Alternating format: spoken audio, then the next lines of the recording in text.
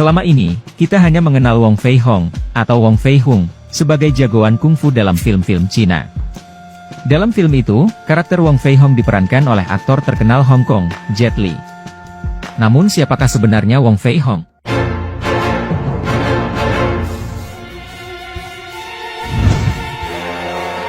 Hanya berselang 20 tahun setelah Nabi Muhammad wafat, umat Islam tiba di Uighur Xinjiang. Kaisar Tang menawarkan perdamaian yang ditandai dengan diterimanya utusan sahabat Nabi, Sa'ad bin Abi Waqqas di pusat kerajaan Cina. Uighur bergabung ke dalam Daulah Islamiyah di masa kekhalifahan Utsman bin Affan. Dari Uighur inilah, teknologi kertas berpindah dari Cina ke negeri-negeri Muslim, sehingga dimulailah penyusunan Mushaf Quran Utsmani. Selama lebih 1400 tahun atau 14 abad, Uighur tetap menjadi negeri Muslim. Walaupun pernah dikuasai Mongol di abad ke-13 Masehi. Bahkan di era imperialis Eropa menjajah Cina, para jagoan bela diri kungfu Uighur Xinjiang ikut terlibat dalam perlawanan mengusir penjajah Eropa, salah satunya dalam tragedi The Boxer, di mana banyak jagoan kungfu Uighur menghabisi tentara gabungan Inggris Eropa di kota-kota Cina tahun 1900-an. Ketika tokoh komunis mau terusir dari kota-kota Cina tahun 1940-an, ia lari ke Xinjiang, menumpang hidup di wilayah Uighur. Namun kini, pemerintah komunis berbalik menghabisi semua simbol Islam dari negeri Cina. Sejarah terkait Islam di Cina, sudah banyak yang dihapus. Yang tersisa dan sudah banyak diketahui, adalah legenda Cheng Ho. Karena para kaisar dinasti Ming di abad ke-15 Masehi, didominasi oleh gubernur dan jenderal. Kemudian saat revolusi Cina oleh Sun Yat-sen tahun 1910, masih ada tersisa jenderal Cina yang beragama Islam. Inilah yang membuat kita akhirnya tidak paham, kalau Wong Fei Hong itu seorang Muslim. Wong Fei Hong adalah seorang ulama, ahli pengobatan, dan ahli bela diri legendaris yang namanya ditetapkan sebagai pahlawan nasional Cina oleh pemerintah Cina. Namun pemerintah Cina sering berupaya mengaburkan jati diri Wong Fei Hong sebagai seorang Muslim, demi menjaga supremasi kekuasaan komunis di Cina. Wong Fei Hong dilahirkan pada tahun 1847 di Guangdong, atau Guangdong, dari keluarga Muslim yang taat. Nama Fei pada Wong Fei Hong merupakan dialek Kanton untuk menyebut nama Arab, Faiz. Sementara nama Hong juga merupakan dialek Kanton untuk menyebut nama Arab, Hussein. Jadi, bila dibahasa Arabkan, namanya ialah Faisal Hussein Wong. Ayahnya, Wong Kaing adalah seorang ulama, dan tabib ahli ilmu pengobatan tradisional, serta ahli bela diri tradisional Tiongkok, Wushu ataupun Kungfu. Ayahnya memiliki sebuah klinik pengobatan bernama Po Chi Lam di Kanton, ibu kota Guangdong. Wong Kaing merupakan seorang ulama yang menguasai ilmu Wushu tingkat tinggi. Ketinggian ilmu bela diri Wong Kaing membuatnya dikenal sebagai salah satu dari 10 macan kuantung. Posisi macan kuantung ini di kemudian hari diwariskannya kepada Wong Fei Hong.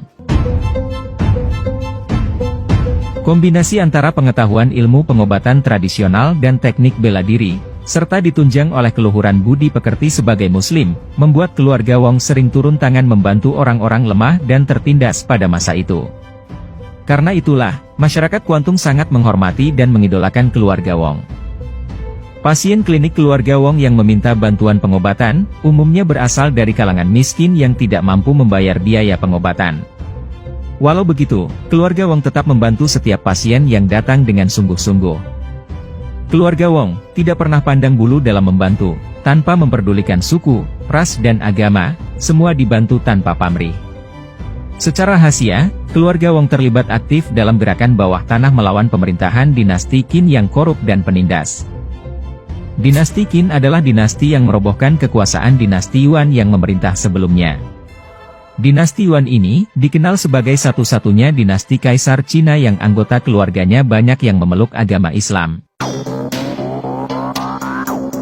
Wong Fei Hong mulai mengasah bakat bela dirinya sejak berguru kepada Luk Ah Choi, yang juga pernah menjadi guru ayahnya.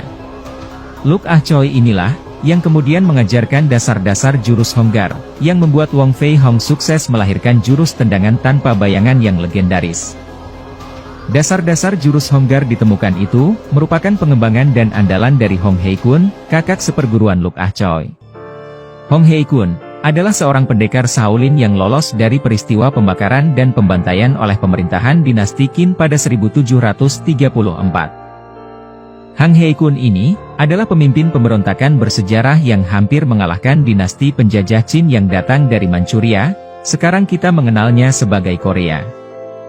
Jika saja pemerintah Qin tidak meminta bantuan pasukan-pasukan bersenjata bangsa asing, Rusia, Inggris, dan Jepang, pemberontakan pimpinan Hang He-kun itu niscaya akan berhasil mengusir pendudukan dinasti Qin. Setelah berguru kepada Luk Ah Choi, Wong Fei Hong kemudian berguru pada ayahnya sendiri. Hingga pada awal usia 20-an tahun, ia telah menjadi ahli pengobatan dan bela diri terkemuka. Bahkan, ia berhasil mengembangkannya menjadi lebih maju. Kemampuan bela dirinya semakin sulit ditandingi, ketika ia berhasil membuat jurus baru yang sangat taktis namun efisien, yang dinamakan jurus cakar macan, dan jurus 9 pukulan khusus. Selain dengan tangan kosong, Wong Fei Hong juga mahir menggunakan bermacam-macam senjata. Masyarakat Kanton pernah menyaksikan langsung dengan mata kepala mereka sendiri, bagaimana ia seorang diri dengan hanya memegang tongkat, berhasil menghajar lebih dari 30 orang jagoan pelabuhan berbadan kekar dan kejam di Kanton yang mengeroyoknya, karena ia membela rakyat miskin yang akan mereka peras. Dalam kehidupan keluarga, Tuhan banyak mengujinya dengan berbagai cobaan. Seorang anaknya terbunuh dalam suatu insiden perkelahian dengan mafia Kanton. Wong Fei Hong 3 kali menikah, karena istri-istrinya meninggal dalam usia pendek. Setelah istri ketiganya wafat, Wong Fei Hong memutuskan untuk hidup sendiri, sampai kemudian ia bertemu dengan Mok Guailan, seorang perempuan muda yang kebetulan juga ahli bela diri. Mok Guailan turut mengajar bela diri pada kelas khusus perempuan di perguruan suaminya. Mok Guailan ini kemudian menjadi pasangan hidupnya hingga akhir hayat.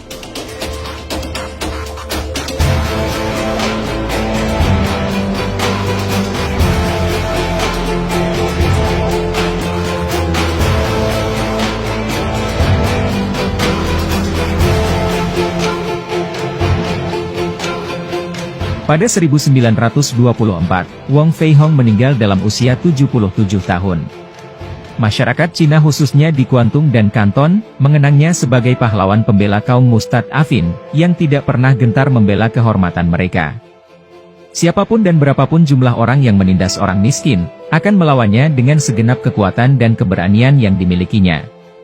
Wong Fei Hong wafat dengan meninggalkan nama harum, yang membuatnya dikenal sebagai manusia yang hidup mulia. Walau begitu, kisah tentang Wong Fei Hong ini, oleh situs Kominfo dilabeli sebagai disinformasi, karena narasi ini memang ada beberapa kejanggalan. Di antaranya, ketika keluarga Wong terlibat dalam gerakan melawan pemerintahan dinasti Qin yang merobohkan dinasti Yuan.